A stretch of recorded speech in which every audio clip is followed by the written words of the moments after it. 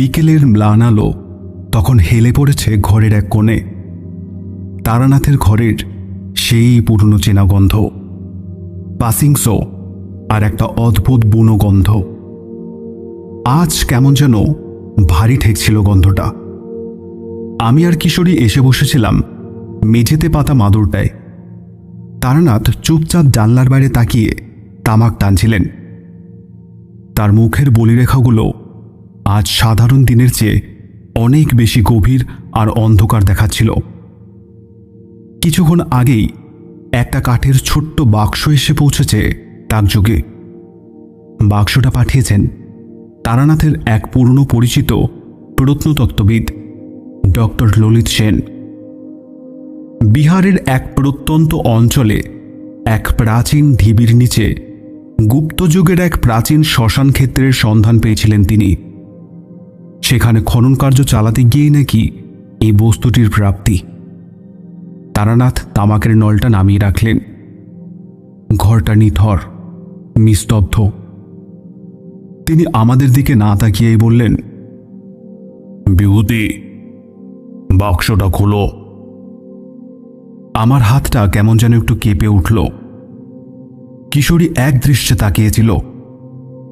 কাঠের বাক্সটা খুলতেই ভেতরে খড়ের কুচোর মাঝখান থেকে বেরিয়ে এলো একটা পোড়া মাটির কবচ, চারকোনা, আদিম কারুকার্য করা, কিন্তু সেটার ঠিক মাঝখানে একটা খোদাই করা মুখ। মুখটা মানুষের নয়, এক বীভৎস ক্রূর হাসিতে ফেটে পড়া এক অবয়ব, যার চোখ দুটো কোটর থেকে বেরিয়ে আসছে আর জিভটা সাপের মতো চেরা। কি দেখছো বিভূতি? তারানাথের গলাটা যেন পাতাল থেকে ভেসে এলো। ভীষণ অদ্ভুত তারানাথ, আমি বললাম। ফলকটা মাটির হলেও হাত দিতেই কেমন একটা বরফ শীতল অনুভূতি হচ্ছে। আর এই মুখটা যেন জীবন্ত। কিশোরী ফিসফিস করে উঠল, এটা তো কোনো সাধারণ শিল্পকলা নয় তারানাথ। এর দিকে তাকালে বুকের ভেতরটা কেমন হিম হয়ে আসছে। তারানাথ ধীর পায়ে এগিয়ে এলেন, ফলকটা নিজের হাতে তুলে নিলেন। তার দীর্ঘ কৃশ আঙুলগুলো ফলকের গায়ের প্রাচীন ধুলো স্পর্শ করতেই ঘরের কোণের একমাত্র লণ্ঠনের শিখাটা দপ করে কেঁপে উঠে প্রায় নিভে গেল। পুরো ঘরটা এক লহমায় হিম হয়ে উঠল, ঠিক যেমনটা কনকনে শীতের রাতেও হয় না। মে মাসের এই গুমোট গরমে আমাদের নিঃশ্বাস থেকে হালকা কুয়াশা বেরোতে লাগল। ললিত ভুল করেছে, তারানাথ বললেন। তার চোখ দুটো ফলকের সেই বীভৎস মুখের উপর স্থির। উন্মাত্রা লোভ সামলাতে পারেনি। শ্মশানের মাটির নিচে যা চাপা ছিল তাকে উপরে তুলে এনেছে। এটা কোনো দেবতার কবচ নয় বিভূতি, এটা একটা বন্ধন।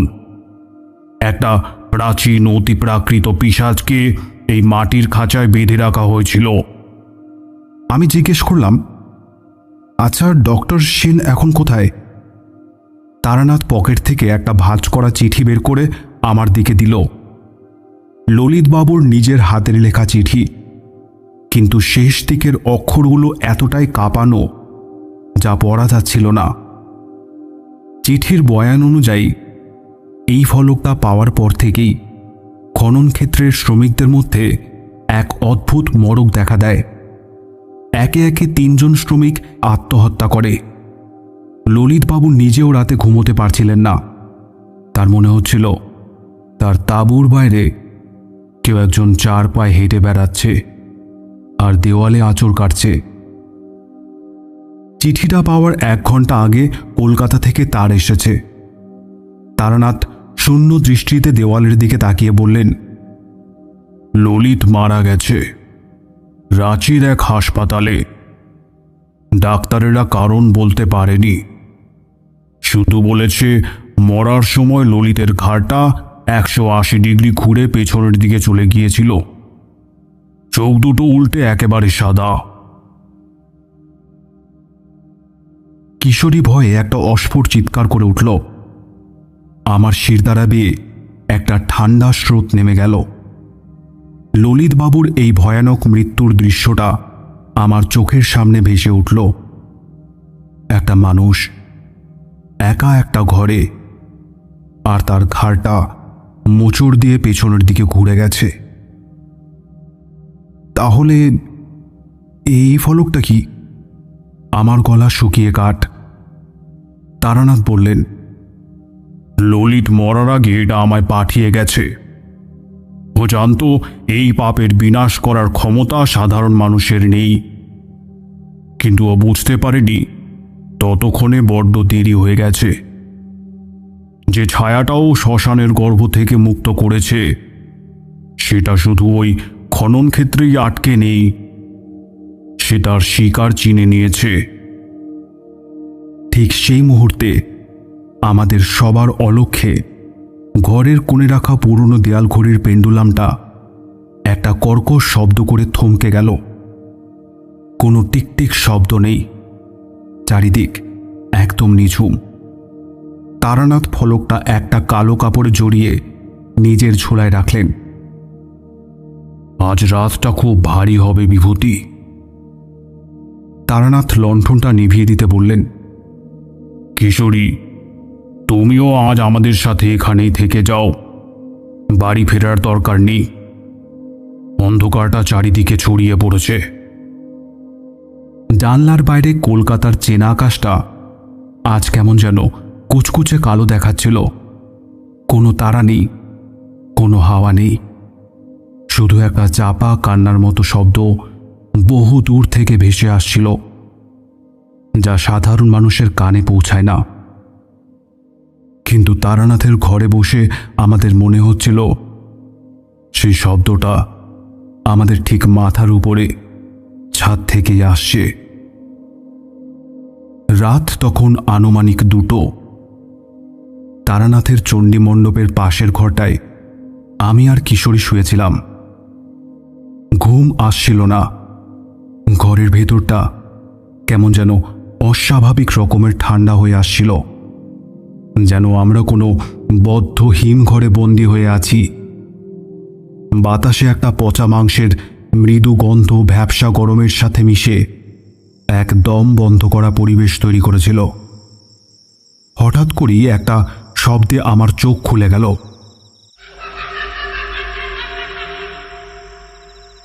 শব্দটা আসছিল ঘরের কোণ থেকে, যেখানে তারানাথের তরুণ সেবক হরিপদ সুতো। হরিপদ শান্ত লাজুক ছেলে। চণ্ডীপাঠ আর তারানাথের তামাকের ব্যবস্থা করাই ছিল তার কাজ। আমি উঠে বসলাম।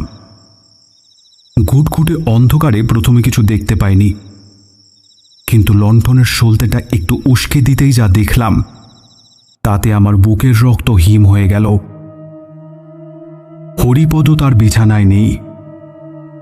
সে ঘরের কোণে দেয়ালের দিকে মুখ করে উপর হয়ে বসে আছে। না, বসা বলা ভুল।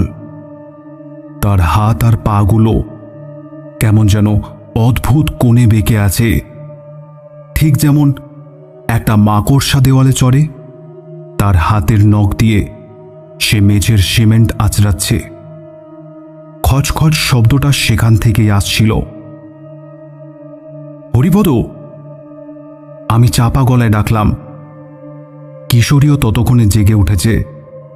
সে আমার হাতটা খপ করে চেপে ধরল। তার হাতটা কাঁপছিল। হরিপদ কিন্তু কোনো উত্তর দিল না। তার শরীরটা যেভাবে দুলছিল তা মানুষের পক্ষে স্বাভাবিক নয়। সে মাথাটা নিচু করে এক নাগাড়ে বিড়বিড় করে যাচ্ছিল।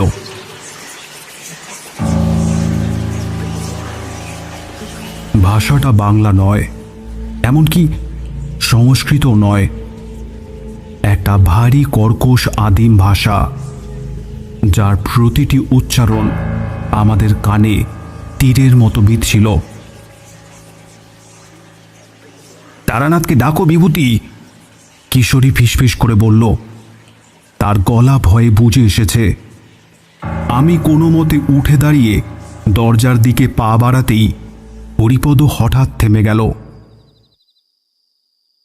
শব্দটা বন্ধ হতেই ঘরটায় এমন এক নিস্তব্ধতা নেমে এলো যা আরো বেশি ভয়ানক। তারপর অত্যন্ত ধীর গতিতে হরিপদ তার মাথাটা ঘোরাতে শুরু করল। লণ্ঠনের ম্লান আলোয় দেখলাম তার চোখ দুটো সম্পূর্ণ উল্টে গেছে। চোখের মণি বলতে কিছু নেই, শুধু দুটো ধবধবে সাদা গোলক ঠিকরে বেরিয়ে আসছে। তার মুখটা হা হয়ে গেছে আর সেখান থেকে লালা ঝরছে।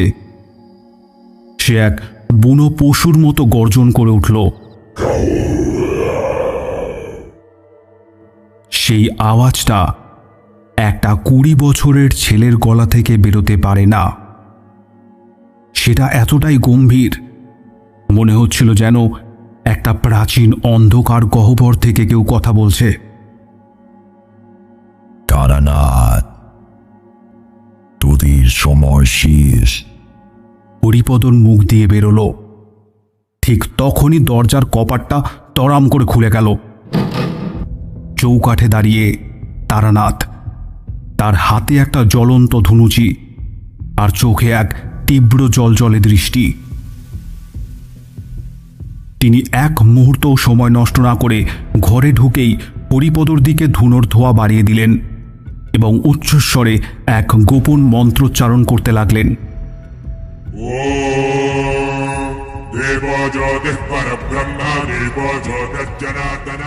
ধুনোর ধোঁয়া হরিপদর গায়ে লাগতেই সে যেন এক তীব্র যন্ত্রণায় ছটফট করে উঠল। সে মেঝেতে পড়ে গিয়ে এপাশ ওপাশ গড়াগড়ি খেতে লাগল। তার শরীরটা এমনভাবে ধনুকের মতো বেঁকে যাচ্ছিল যে মনে হচ্ছিল তার মেরুদণ্ডটা যে কোনো সময় মট করে ভেঙে যাবে। কে তুই? তারানাথ হুঙ্কার দিয়ে উঠলেন। কার আদেশে এই পবিত্র আশ্রমে প্রবেশ করেছিস? হরিপদ মেঝেতে শুয়েই খিলখিল করে হেসে উঠল। সেই হাসি মানুষের নয়, এক পৈশাচিক অট্টহাসি, যা ঘরের দেওয়ালে ধাক্কা খেয়ে প্রতিধ্বনিত হতে লাগল। হরিপদ হঠাৎ মুখ থেকে একদলা সবুজ ঘনপিত্ত বমি করে ফেলল তারানাথের পায়ের কাছে। সেই বমির গন্ধ এতটাই তীব্র ছিল যে আমার আর কিশোরীর গা গলিয়ে উঠল। কিন্তু তারানাথ স্থির হয়ে দাঁড়িয়ে রইলেন। তার মুখমণ্ডল পাথরের মতো শক্ত।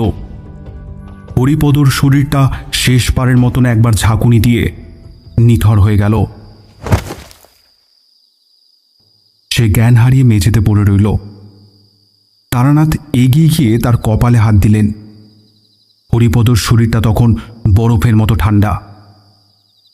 তারানাথ আমাদের দিকে তাকালেন। তার চোখে আমি প্রথমবার এক অদ্ভুত উদ্বেগের ছায়া দেখলাম। বিভূতি, কিশোরী, অন্ধকারটা ঘরের ভেতর ঢুকে পড়েছে ও হরিপদর অবদমিত ভয় আর দুর্বলতাকে আশ্রয় করে শরীরে থিতু হওয়ার চেষ্টা করছে। এটা কোনো সাধারণ ভূত প্রেতের আচর নয়, এটা একটা ভয়ানক গ্রাসকারী শক্তি। আমি কম্পিত কণ্ঠে জিজ্ঞেস করলাম, হ্যাঁ, এখন উপায় তারানাথ? এই পিশাচকে শরীর থেকে তাড়াতে গেলে যা প্রয়োজন তা আমি বহু বছর আগে কামাক্ষার এক অবধূতের কাছে শিখেছিলাম, তারানাথ বললেন। তার গলা গম্ভীর। কিন্তু তার জন্য যে মানসিক আর শারীরিক বল প্রয়োজন তা আমার এই জীর্ণ শরীরে কতটা আছে জানি না, তবে চেষ্টা আমাকে করতেই হবে, নতুবা ছেলেটাকে বাঁচানো যাবে না।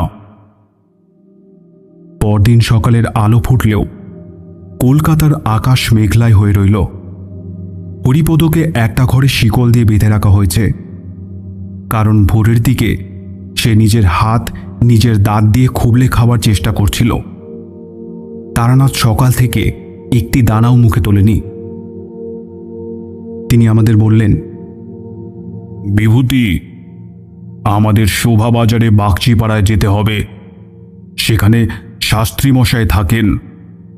প্রাচীন তিব্বতী আর তান্ত্রিক পুঁথির বিষয়ে তার চেয়ে বড় পণ্ডিত এই দেশে আর কেউ নেই। আমি, তারানাথ আর কিশোরী তিনজনে মিলে একটা ঘোড়ার গাড়ি ভাড়া করে রওনা হলাম।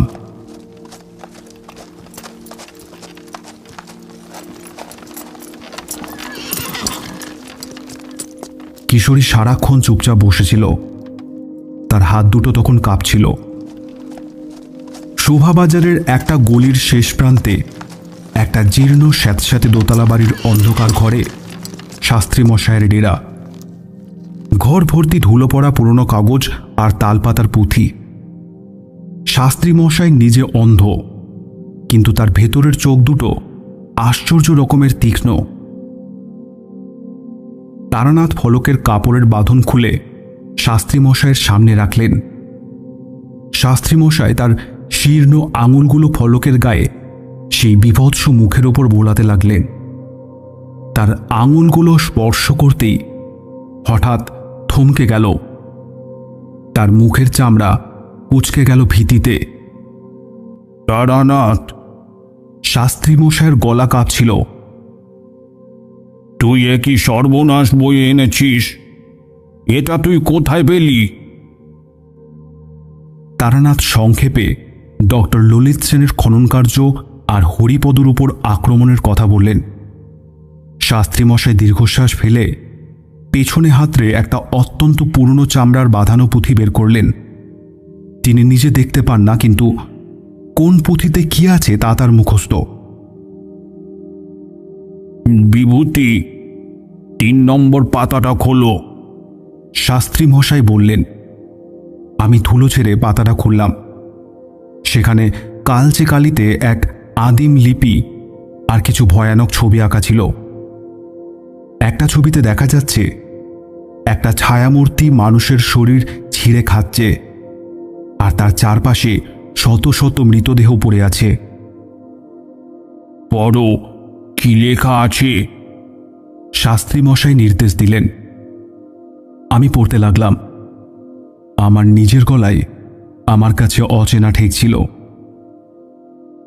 যদা শরীরং প্রবিশতি ভূতাধিপতি তদা মানুষ্য পশুবৎ ভবতি।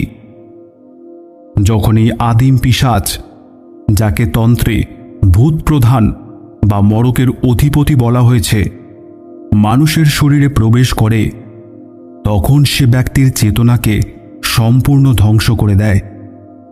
এর একমাত্র উদ্দেশ্য হল মানুষকে এই বিশ্বাস করানো যে ঈশ্বর বলে কিছু নেই, জগৎটা কেবলই কুৎসিত আর অন্ধকার।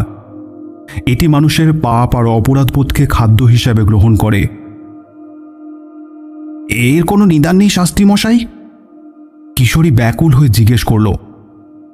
শাস্ত্রী মশাই আমাদের দিকে তার অন্ধ চোখ দুটো তুলে ধরলেন। নিদান আছে, ভূত অপসারণ আচার, কিন্তু তা অত্যন্ত বিপজ্জনক তারানাথ। এই আচার সাজানো হয়েছে এক প্রাচীন মনের ক্ষমতার উপর ভিত্তি করে।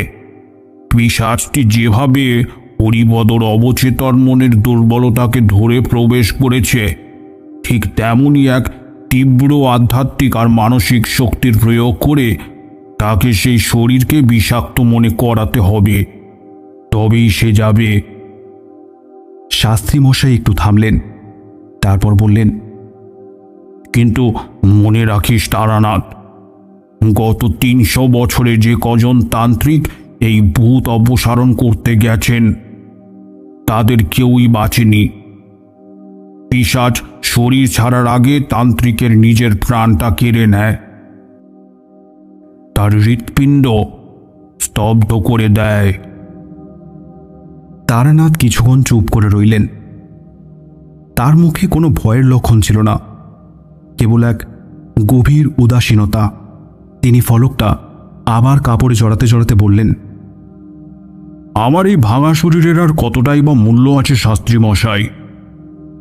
একটা নিষ্পাপ ছেলের প্রাণ যদি আমি বাঁচাতে না পারি, তবে আমার তন্ত্র সাধনায় বৃথা। শাস্ত্রী মশাই কোনো কথা বললেন না, শুধু মাথা নিচু করলেন। আমরা যখন ঘর থেকে বেরিয়ে আসছি তখন আমার মনে হচ্ছিল এই অন্ধকার ঘর থেকে আমরা যেন সরাসরি মৃত্যুর এক উপত্যকায় পা বাড়াচ্ছি। কিশোরী আমার হাতটা চেপে ধরে বলল, বিভূতি, তারানাথকে বারণ করো না। আমাদের তো কোনো অলৌকিক ক্ষমতা নেই, আমরা এই অপশক্তির সামনে খড়কুটোর মতো উড়ে যাব। আমি কোনো উত্তর দিতে পারিনি, কারণ আমি জানতাম তারানাথ যা একবার স্থির করেছেন তা থেকে তাকে নড়ানো অসম্ভব। কিন্তু আমার নিজের বুকের ভেতরটা তখন একটা অজানা আশঙ্কায় তোলপাড় হচ্ছিল। হরিপদর সেই সাদা চোখ দুটো আর ললিতবাবুর পেছনের দিকে ঘুরে যাওয়া ঘাড়ের ছবিটা আমার মন থেকে কিছুতেই মুছছিল না। তারানাথের ঘরের পরিবেশ এখন পুরোপুরি বদলে গেছে। বাড়িটার চারপাশের গাছগুলো যেন হঠাৎ করে শুকিয়ে মারা গেছে। একটা কাক বা চড়ুই পাখিও এই বাড়ির ত্রিসীমানায় বসছে না। হরিপদকে যে ঘরে রাখা হয়েছে সেই ঘরের দরজা জানালা সব বন্ধ, কিন্তু তাও ভেতর থেকে যে শব্দগুলো আসছিল তা কোনো মানুষের পক্ষে সহ্য করা অসম্ভব। রাত 10টা নাগাদ পাড়ার কয়েকজন লোক লাঠিসোঁটা নিয়ে বাড়ির সামনে এসে জড়ো হয়েছিল।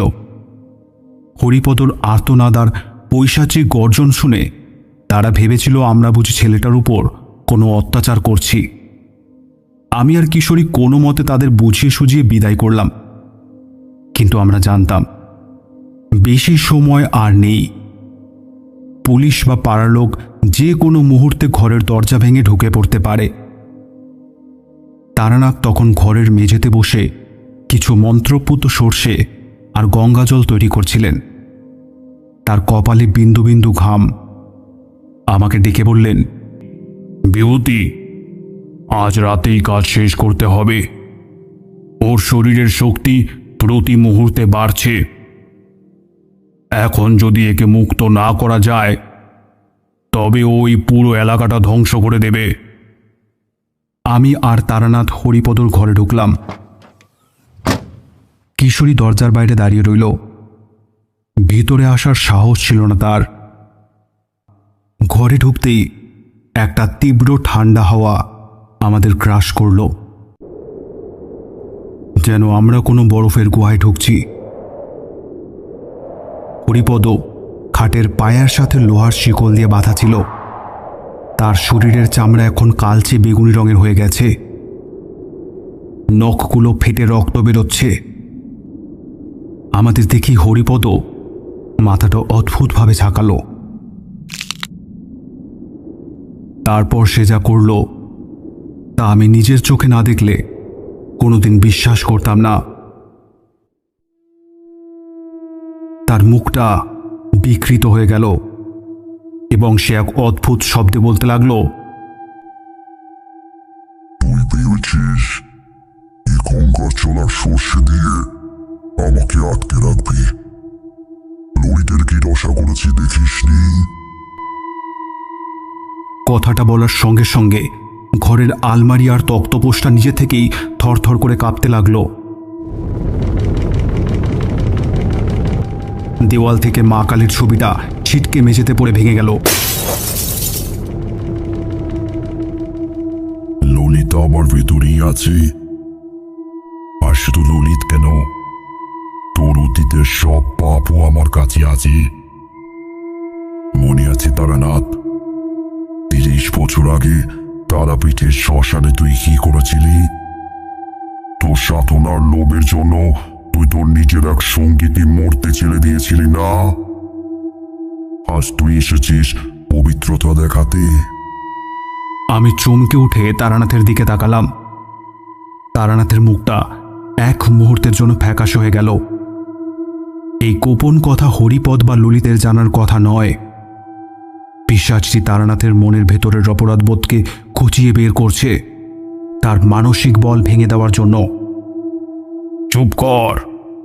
তারানাথ গর্জে উঠলেন, কিন্তু তার গলায় এবার একটু কম্পন ধরা পড়ল। ভয় পেয়েছিস?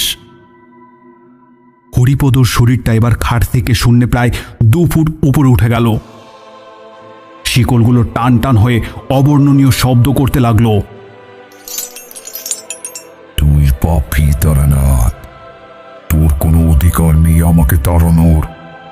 এই ছেলেটার শরীর পচে গলে মাটিতে মিশে যাবে, আর তারপর আমি তোকে নেব। হরিপদর জিভটা মুখ থেকে প্রায় 4 ইঞ্চি বাইরে বেরিয়ে এলো এবং তা দ্রুত কাঁপতে লাগলো, ঠিক যেমন সাপের জিভ বাইরে বেরিয়ে আসে। সে এক দৃষ্টে আমার দিকে তাকালো।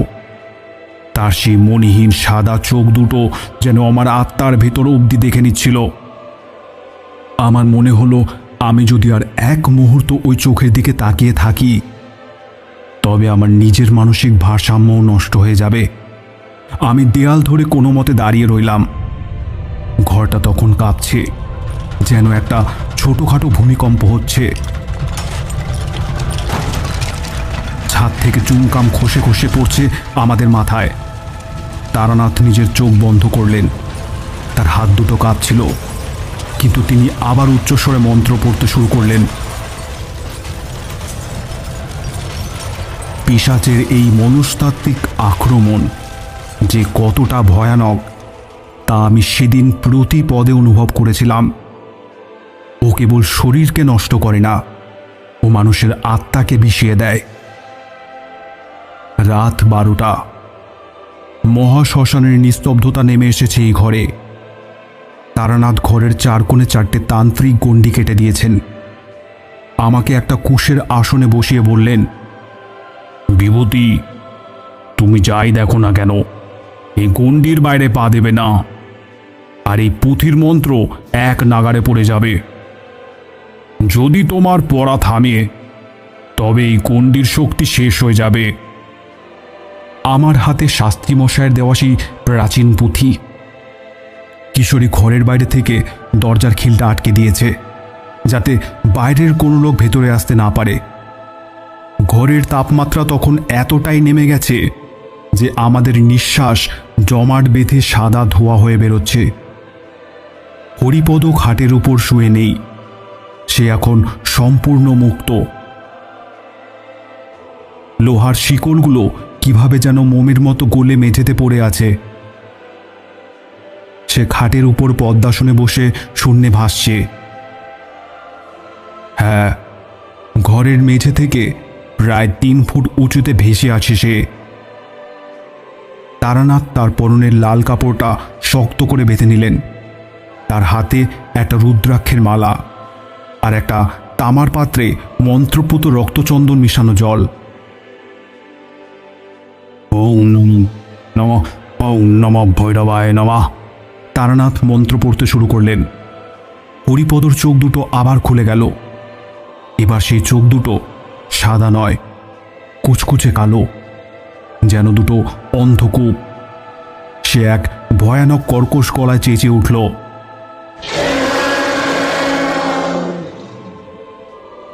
তারানাথ এক বিন্দু সময় নষ্ট না করে তামার পাত্র থেকে জল নিয়ে হরিপদর গায়ে ছিটিয়ে দিলেন। জলটা হরিপদর চামড়ায় লাগা মাত্রই ছ্যাক করে একটা শব্দ হলো, আর সেখান থেকে পুরা মাংসের গন্ধযুক্ত ধোঁয়া বেরোতে লাগলো। হরিপদ এক নারকীয় যন্ত্রণায় চিৎকার করে উঠল। তার সেই চিৎকারে ঘরের জানালার কাঁচগুলো চূর্ণ বিচূর্ণ হয়ে গেল।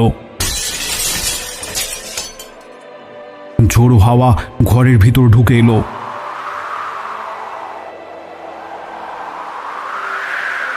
কিন্তু অদ্ভুত বিষয় হলো, 4টে কোণে জ্বলতে থাকা ঘৃত প্রদীপগুলো কিন্তু নিভল না। আমি কাঁপানো গলায় পুঁথির মন্ত্র পড়ে যাচ্ছিলাম। আমার মনে হচ্ছিল প্রতিটা শব্দের সাথে আমার ভেতরের শক্তিও যেন কেউ শুষে নিচ্ছে। তোকে চলে যেতে হবে, তারানাথ হুঙ্কার দিলেন। এই শরীর এক নিষ্পাপ ছেলের, এখানে তোর কোনো স্থান নেই।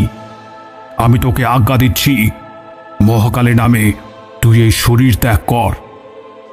হরিপদ খিলখিল করে হেসে উঠল।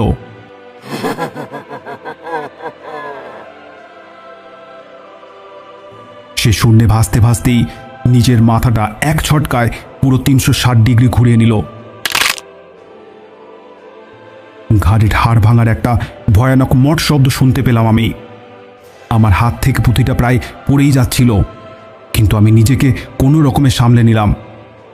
মাথাটা পেছনে ঘোরানো অবস্থাতেই সে বলতে লাগলো, তুই আমাকে তাড়াবি? তোর নিজের শরীরে যে ব্যাধি বসা বেঁধেছে, তা জানিস? তোর ফুসফুস পচে গেছে, তোর তোর রক্তে বিষ, তুই নিজে আর কদিন বাঁচবি? বলতে বলতেই হরিপদর শরীর থেকে এক অদ্ভুত কালো ছায়া নির্গত হতে লাগলো। ছায়াটা ধীরে ধীরে একটা বিশাল অবয়ব ধারণ করলো, যার মাথাটা শিলিং চুয়ে গেছে। সেই ছায়ার অবয়ব থেকে ললিত বাবুর মুখ, হরিপদর মুখ আর একটা পশুর মুখ পর্যায়ক্রমে ভেসে উঠছিল। তারানাথ পিছুপা হলেন না। তিনি এগিয়ে গিয়ে হরিপদর কপালে নিজের বুড়ো আঙুলটা চেপে ধরলেন। তোর ছলাকলা আমি জানি, তুই কেবল মনের ভ্রম, তুই এক অবাস্তব অন্ধকার। এই ব্রহ্মাণ্ডে আলোর অস্তিত্বই সত্য, তুই অসত্য। হরিপদর শরীরটা এবার তীব্রভাবে কাঁপতে লাগলো। সে তার হাত দুটো দিয়ে তারানাথের গলা চেপে ধরার চেষ্টা করল, কিন্তু তারানাথের চারপাশের অদৃশ্য গণ্ডি তাকে স্পর্শ করতে দিচ্ছিল না। সে এক নাগাড়ে আবোল তাবোল বকতে লাগলো, কখনো সংস্কৃতে, কখনো এক প্রাচীন গ্রিক বা ল্যাটিনের মতো কোনো ভাষায়। আমি দেখলাম তারানাথের মুখটা কেমন যেন বুড়ো থেকে আরও বুড়ো হয়ে যাচ্ছে। তার চুলগুলো মুহূর্তে সাদা হয়ে গেল, কিন্তু তার চোখের সেই তান্ত্রিক জ্যোতি কমেনি, বরং তা আরও তীব্র হয়ে উঠেছিল। পিশাচটি তার সম্পূর্ণ শক্তি দিয়ে তারানাথের উপর মানসিক আঘাত হানছিল, আর তারানাথ নিজের জীবনী শক্তি বাজি রেখে সেই আঘাত প্রতিহত করছিলেন। ঘরটা তখন এক নরককুণ্ডে পরিণত হয়েছে। হরিপদর শরীর থেকে কালো রক্ত ঝরছিল, আর সে এক নাগাড়ে আর্তনাদ করে যাচ্ছিল। তারানাথ বুঝতে পারলেন এই পিশাচ সহজে শরীর ছাড়বে না, এটি হরিপদর প্রাণ না নিয়ে বেরোবে না। হঠাৎ করেই তারানাথ মন্ত্র পড়া থামালেন। তিনি আমার দিকে তাকালেন। তার সে চাহনিতে কোনো দ্বিধা ছিল না, ছিল এক পরম শান্তি। তিনি বললেন, বিভূতি, পুঁথি বন্ধ করো, এর শেষ আমাকে অন্যভাবে করতে হবে। পিশাচের একটা বলি চাই, ও জ্যান্ত আত্মা ছাড়া যাবে না। তারানাথ, আপনি কি করছেন? আমি চিৎকার করে উঠলাম। তারানাথ আমার কথার কোনো উত্তর দিলেন না। তিনি হরিপদর মুখোমুখি দাঁড়িয়ে নিজের দুহাত প্রসারিত করলেন। তার চোখ দুটো বন্ধ করে এক গভীর শ্বাস নিলেন। তারপর তিনি সেই পিশাচের উদ্দেশ্যে বললেন, তুই এই নিষ্পাপ ছেলেকে ছেড়ে দে, ওর আত্মার কোনো পাপ নেই। তুই যদি আশ্রয় চাস তবে আমার শরীরে আয়। আমার মন পাপে জর্জরিত, আমার সাধনার অহংকার আছে, আমার শরীর তোকে আমন্ত্রণ জানাচ্ছে, আয়। না তারানাথ! ঘরের বাইরে থেকে কিশোরী দরজায় ধাক্কা মারতে মারতে চিৎকার করে উঠল, কিন্তু ততক্ষণে যা হওয়ার হয়ে গেছে। হরিপদর শূন্যে ভাসমান শরীরটা আচমকা এক ঝটকায় মেঝেতে আছড়ে পড়ল। তার চোখ দুটো স্বাভাবিক হয়ে বন্ধ হয়ে গেল। সে এক গভীর ঘুমে তলিয়ে গেল। আর ঠিক সেই মুহূর্তে তারানাথের শরীরটা এক অদ্ভুতভাবে কেঁপে উঠল। তার চোখ দুটো নিমিষে কুচকুচে কালো হয়ে গেল। তার ফর্সা মুখটা কালচে হয়ে উঠল, আর তার ঠোঁটের কোণে ফুটে উঠল সেই বীভৎস ক্রূর হাসি, যা আমরা সেই পোড়ামাটির ফলকটায় দেখেছিলাম। পিশাচটি তারানাথকে গ্রাস করে নিয়েছে। না, এখন তার শরীরের ভেতরে যে আছে সে তারানাথ না। সে আমার দিকে তাকালো। তার গলা থেকে এক পৈশাচিক শব্দ বেরোল, মূর্খতান্ত্রিক, নিজে নিজের মরণ ডেকে আনলি। এবার এই শরীর দিয়ে আমি সারা পৃথিবীতে রাজত্ব করব। কিন্তু পিশাচটি একটা ভুল করেছিল। সে তারানাথের ইচ্ছা শক্তিকে ছোট করে দেখেছিল। হঠাৎ করেই দেখলাম তারানাথের নিজের আসল গলাটা আবার ফিরে এলো। তিনি নিজের ডান হাত দিয়ে নিজের বুকটা চেপে ধরলেন। তার মুখ দিয়ে রক্ত বেরোতে লাগলো, কিন্তু তিনি হাসছিলেন। তুই ভেবেছিস তুই জিতে গেলি? আমি তোকে আমার শরীরে ডেকেছি, তোকে বন্দি করার জন্য। এই শরীরের খাঁচায় তুই এখন বন্দি, আর এই খাঁচাটা আমি এখন ভেঙে ফেলবো। তারানাথ নিজের তন্ত্রশক্তি প্রয়োগ করে নিজের হৃৎপিণ্ডের গতি স্তব্ধ করতে লাগলেন। তার চোখ দিয়ে কান দিয়ে রক্ত বেরিয়ে আসছিল। পিশাচটি বুঝতে পারল সে ফাঁদে পড়েছে। সে তারানাথের শরীর ছেড়ে বেরোনোর জন্য ছটফট করতে লাগলো, কিন্তু তারানাথ নিজের আত্মাকে এক দুর্ভেদ্য প্রাচীর বানিয়ে তাকে আটকে রাখলেন। তিনি এক টালমাটাল পায়ে জানলার দিকে এগিয়ে গেলেন। ঘরটা তখন কাঁপছে। তিনি জানলার পাল্লা দুটো সজোরে ধাক্কা দিয়ে খুলে ফেললেন। বাইরে তখন ভোরের প্রথম আলো ফুটছে। আকাশটা লাল হয়ে উঠেছে। তারানাথ একবার পেছন দিকে ঘুরে আমার দিকে তাকালেন। তার সেই রক্তমাখা মুখে এক স্বর্গীয় হাসি ছিল। বিভূতি, কিশোরী, ভালো থেকো তোমরা। কথাটা শেষ করি তারানাথ দোতলার জানলা থেকে নিচের পাথরে বাঁধানো উঠোনে সজোরে ঝাঁপ দিলেন। একটা ভারী কিছু পড়ার শব্দ হলো। তারপরেই সব শান্ত। ঘরটার সেই বড় শীতল ভাবটা এক নিমিষে কর্পূরের মতো উবে গেল। জানালা দিয়ে এক মৃদু সুগন্ধি হাওয়া ঘরের ভেতরে ঢুকে এলো। ঘড়ির পেন্ডুলামটা আবার টিকটিক করে চলতে শুরু করলো। আমি আর কিশোরী পাগলের মতো ছুটে গেলাম নিচে। উঠোনের মাঝখানে তারানাথের রক্তাক্ত দেহটা পড়েছিল। তার মেরুদণ্ডটা ভেঙে গেছে, মাথাটা একপাশে হেলে আছে। কিন্তু আশ্চর্যের বিষয় হল তার মুখে কোনো যন্ত্রণার চিহ্ন ছিল না। তিনি যেন এক পরম শান্তিতে ঘুমোচ্ছিলেন। তার বুকের উপর সেই পোড়ামাটির ফলকটা টুকরো টুকরো হয়ে ভেঙে পড়েছিল। তার ভেতরের সেই বিভৎস মুখটা চিরতরে মিলিয়ে গেছে। হরিপদ সুস্থ হয়ে উঠেছিল, কিন্তু সে রাতের কোনো স্মৃতি তার মনে ছিল না। পাড়ার লোক ভেবেছিল তারানাথ পা পিছলে জানলা থেকে পড়ে গেছেন, কিন্তু আমি আর কিশোরী জানতাম আসল সত্যটা। আজও যখন কলকাতার আকাশে মেঘ জমে, যখন রাতের অন্ধকারে কোনো পুরনো ঘড়ির টিকটিক শব্দ বন্ধ হয়ে যায়, আমার মনে হয় তারানাথ কোথাও না কোথাও আছেন। তিনি নিজের প্রাণ দিয়ে যে অন্ধকারকে বেঁধে গেছেন, তা যেন আর কোনোদিন এই পৃথিবীর আলোয় ফিরে না আসে। নমস্কার, আমি শ্যামল। এতক্ষণ আপনারা শুনছিলেন আমার লেখা তারানাথ তান্ত্রিকের একটি গল্প, তারানাথ তান্ত্রিকের শেষ বিদায়। গল্পটি যদি ভালো লেগে থাকে একটি লাইক অবশ্যই করবেন। যদি গল্পের দ্বিতীয় পর্ব শুনতে চান তাহলে নিচে কমেন্টস করে জানান। চ্যানেলে নতুন হলে চ্যানেলটিকে অবশ্যই সাবস্ক্রাইব করবেন। আজ চলি, পরের গল্পে আবার দেখা হবে। সবাই ভালো থাকবেন।